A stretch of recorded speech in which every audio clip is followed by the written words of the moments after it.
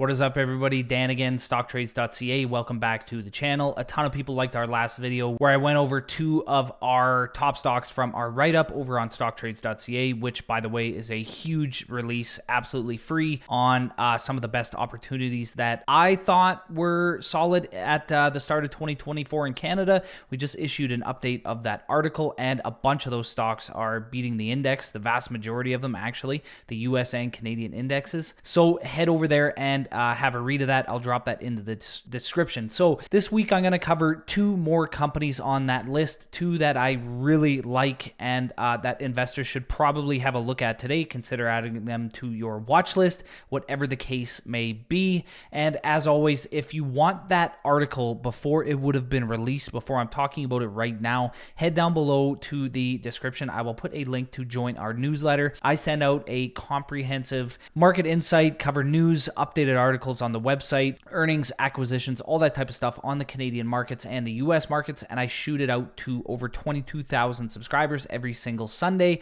So yeah, there is a link in the description where you can join that. You will not regret it. But anyways, let's get right into the video. So the first stock I'm going to go over in this video is Dollarama. So this is one of the most explosive retailers in Canada over the last few years. And if you'll remember when I was talking about Loblaw in our previous video, which I will leave a link above here so you can go watch that because that's an absolute must watch as well. The permanent shift in terms of consumer activity, especially when it comes to groceries, is in my opinion permanent, and it is as a result of skyrocketing food inflation. I mean, we had mentioned in 2021 that Loblaw's discount element of its stores, the fact that it had more of a discount presence than those of, say, Empire and those of Sobeys, it was going to vault its earnings growth moving forward. And Dollarama was much the same. It's actually more amplified than even Loblaw.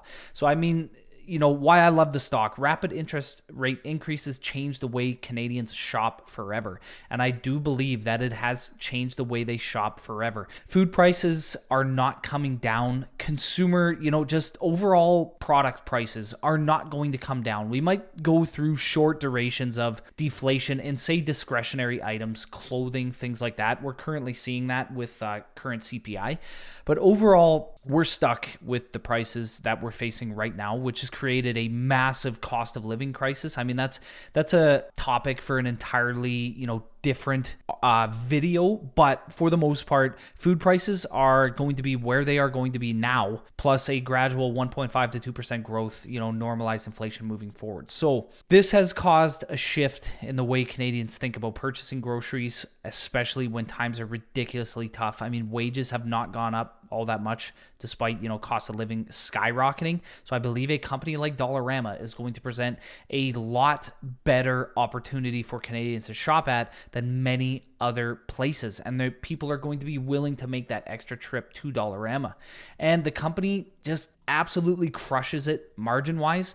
When we come to the operating margins of Dollarama, they sit at 24.66% and gross margins at 45%. On $6 billion in revenue, this company has generated $1.26 billion in free cash flow. And one thing I'll show you here is if we look to a company like Dollar Tree, which would be one of Dollarama's main competitions here in Canada, they don't have too much competition, but Dollar Tree is one of those main competitors.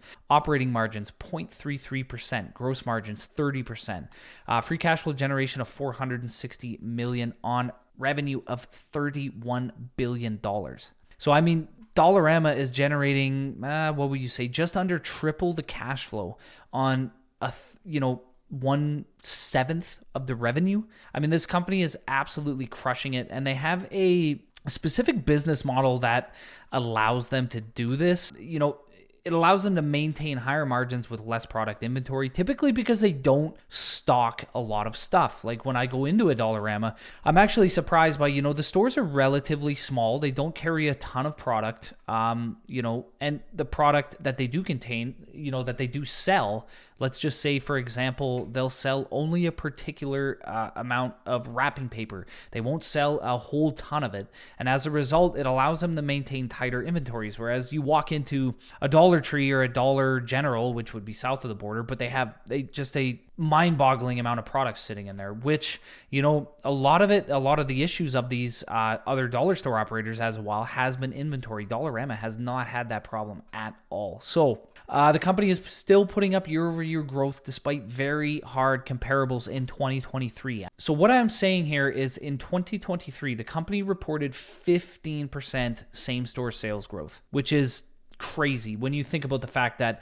Dollarama is for the most part a defensive retailer. But fast forward to this most recent quarter, and the company still put up nearly 5% same-store sales growth. So why this is so impressive is typically you would see very difficult year-over-year comparables. So 2023 was the year that Dollarama recently, saw a surge in activity. Same-store sales skyrocketed because more people were heading there. It's very, very hard for a company to have year-over-year comparables like this and continue to post the growth. But on top of that, 15.5% same-store sales growth in 2023, they're still growing it by nearly 5% in 2024. So this has resulted in high valuations. They are high, but they aren't unreasonable. I mean, we saw this with Costco for a very long time. Everybody thought the thing was so expensive, even at $400, and it's now trading at, $700 plus. So I don't look too much into valuations unless they get absurdly high, and they're high right now, but they're not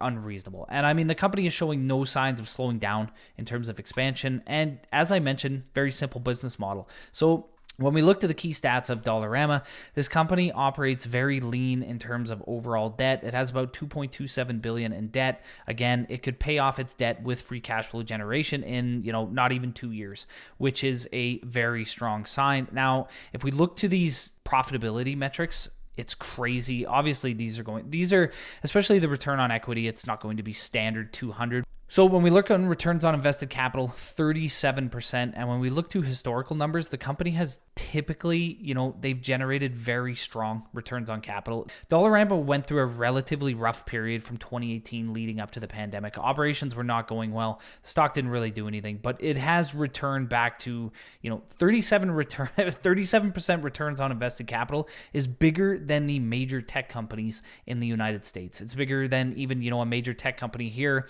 like Constellation Software. This company has absolutely crushed it as of late. As I mentioned, margins very strong. When we go to the dividend, the company is it's a relatively steady dividend grower. It's grown the dividend, back when it was struggling in 2019, from 2017 to 2019. It didn't raise in 2019, but now it's making big chunky raises to the dividend. Definitely growth is accelerating, primarily because earnings growth is just killing it. And it's, being able to grow the dividend at a larger rate. I mean, when we look to payout ratios, 8% of earnings, 7% of free cash flows, this company, if it wants to, is going to be able to grow the dividend at a crazy pace. I'm talking Equitable Bank, Go Easy, Canadian Natural type levels. If it wants to, it might find more profitability in the fact that it could expand further, get more stores in smaller towns, buy more, renovate their stores to be more efficient, things like that. When we look to the balance sheet, debt to equity, 1.92, not optimal, but not the worst thing. It's not something I'd be looking into too much. We look to a current ratio. The company has almost $2 in cash and cash equivalents to every liability they have, debt owing, except pretty much over the next year. When we look to interest coverage ratios, 10.9x, very healthy, not worried whatsoever. And yeah, the company is just killing it. I mean, when we look to a valuation standpoint, the company is trading at 29x forward earnings, which is very expensive. It's trading at 30x free cash flows, which again is a 25% premium to what the company has historically paid. And in terms of PEG, 3.6. So the company is fully priced. And I would agree that it is fully priced here. But fully priced stocks, as long as they trade in line, with their expected growth rates, they generally tend to grow in line with their growth rates. And when we look to a company like Dollarama from an estimate basis, $3.42 it earned last year. It's expected to earn $4.10 this year. Double-digit growth in 2026 to $4.52. Double-digit growth in 2027 to $5.17. Obviously, these are a ways out, not all that accurate, but double-digit growth is expected. And I do believe if the company can grow at a double-digit pace, its valuations are really not all that absurd. I do like Dollarama moving forward. I think they're going to be able to, with the free cash flow they're generating, either buy back a ton of shares over the last while, or they're going to continue to vault that dividend. Strong returns on invested capital really means they don't need to. They have proven they can be very profitable, expanding in new areas, renovating stores, very, very strong capital expenditure spending in terms of driving overall profits. And again, I really like the company moving forward. Will it grow as fast as it did during the pandemic, as we're coming out of the pandemic? Highly unlikely, but that doesn't mean it's an option, that's not even a consideration today. So the second stock we're going to be going over in this video is Canadian Natural Resources. And in my opinion, this is the most efficient oil producer in the country. In fact, if I were to buy one oil producer, it would be Canadian Natural. Absolutely no questions asked. They have a relatively strong mix of both oil and natural gas production, which does shelter it in terms of, drastic price movements in either direction. The bulk of production is going to be oil, but it does have natural gas production. So one of the reasons that I do like this company, and I've liked it for years, is its operations during the pandemic pretty much removed all concerns about potential events moving forward. If you do remember, during the COVID-19 pandemic, oil absolutely collapsed. Many companies had to cut the dividend. One right off the top of my head was Suncor. They did a bunch of share buybacks at the start of the year, spent a bunch of cash flow buying back shares, and then the pandemic hit, and ultimately they didn't have enough money to cover the dividend, so they had to slash it. But the thing about Canadian Natural, it operates at such a low break-even point and generates so much cash flow that they didn't only not cut the dividend, they raised the dividend during the midst of the pandemic. We were in global lockdowns. We were in one of the biggest oil meltdowns of all time, arguably, and this company just flicks in a dividend raise. So this would, it has a multi-decade dividend growth streak, and it could have been very, very easy for the company to not grow the dividend, lose this dividend growth streak, but it maintained it. And it has grown the dividend at a compound annual growth rate of 20+% over that time frame. If you think about this, it is very difficult for companies to grow the dividend at a 20% pace for 5 years, let alone 25. So the fact it is able to do this, along with returning 100% of free cash flow back to investors via those dividends and buybacks, this company is just a premier operator in the space, and it's just killed it over the last while. Now, energy stocks, they struggle to ever achieve high valuations. The market is not really willing to ever pay that much money for these companies, despite, the run up in oil and gas in the midst, the pandemic in 2021, 2022, things like that. I've accepted the fact, and a lot of investors get caught up in the fact that these companies trade so cheap, but the fact is the market is not going to invest much money in the sector. They really never have, despite the fact that oil, it's maintained at, $70 a barrel. XEG, which is a very popular Canadian energy ETF, it's realizing the lowest popularity, the lowest amount of inflows in its 25-year history. The energy sector is not popular, and it's highly unlikely to ever become a mainstream form of investment and command, higher valuations. You'll see these energy producers producing cash flows that thump other particular types of sectors, let's say the technology sector, yet they'll trade at half the valuations. That is just the reality of the situation in this sector. But the one thing is, it doesn't necessarily make them bad buys. Just don't expect, huge capital appreciation. Unless, they're trading at a huge discount and we see a big surge in oil price. But Canadian Natural, when we look to valuations, I'll speak on that first, obviously. We can see price to free cash flow of 9.44x. This is right in line with historical averages, so I wouldn't say that Canadian Natural is cheap at these levels. I wouldn't necessarily say it's expensive. And when we look to earnings, 12.8x, 10.8x, average over the last 5 years. So the company's trading at a bit of a premium in that regard, but considering how, effective it is right now and how much it's killing it in terms of free cash flow generation and, overall debt management, I'm not really all that surprised the market is willing to pay a bit of a premium in terms of valuation. But obviously, it seems absurd to think that a company that's generating this much cash flow and growing cash flow and also returning 100% of it back to investors only trades at 9.4x. But obviously, we're looking to median averages. This is typically what it's going to trade at. So when we look to estimates, we can see The company earned $3.70 in last year. Obviously, this year it's going to be a bit lower. Oil's taking a bit of a dive, but analysts are pretty bullish moving forward. I mean, obviously, we expect oil to recover a bit coming out of the recession, coming out of the slowdown in economic activity. We're heading, into rate declines. People should start spending. Discretionary spending should loosen. Travel should increase. And as a result, the price of oil should be increasing in the future. It's not a guarantee, but analysts, they feel that earnings are going to grow moving forward. And, they have pretty lofty price targets of $55 on the company. It's trading at $45 right now. You're probably going to have to weather some pretty rough economic conditions and possibly, further declining oil over the short term.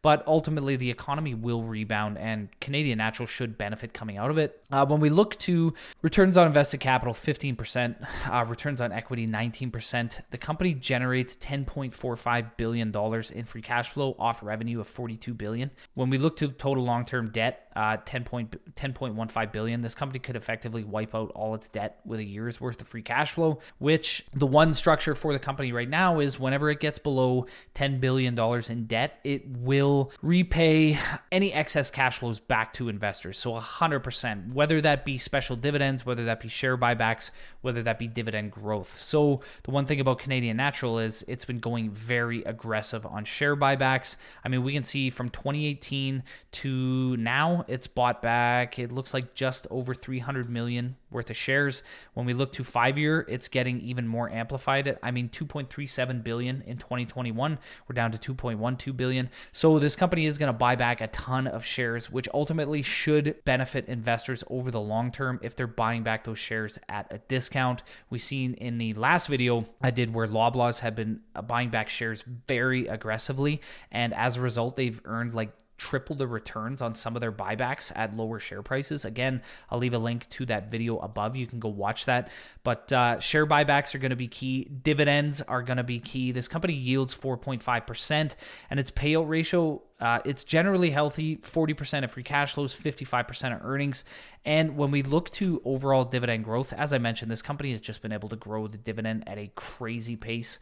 We look to 10 years ago, it was paying 11 cents a share on a quarterly basis, and now we're 52.5 cents a share. So it's effectively 5x the dividend over the last 10 years, and I would expect that to continue moving forward. Overall, I think it is the best oil producer in the space. It would be the one that I would buy today. When we look to the balance sheet, I mean, we're looking at a debt to equity 0.25. Excellent. Current ratio 0.877, but the cash flows are relatively steady to the point where this company probably doesn't need to keep a ton of cash equivalents on the balance sheet. So it's not really a worry, especially when we look to this 17x earnings coverage ratios. There's no problem with the company's balance sheet at this point in time. It's going to spend a ton of that free cash flow generation buying back shares, raising the dividend, issuing dividends to investors, and overall, I just think it's the best oil producer in the country. So everybody, that's it for the video. Head down below, like the video, subscribe to the channel, drop a comment, let me know what stock you want me to look over next, and if you like these types of videos, just let me know. I have no problem making other videos like this. Check out our video last week when I covered Agnico Eagle Mines and Loblaw, and as always, stay tuned for more great Canadian content.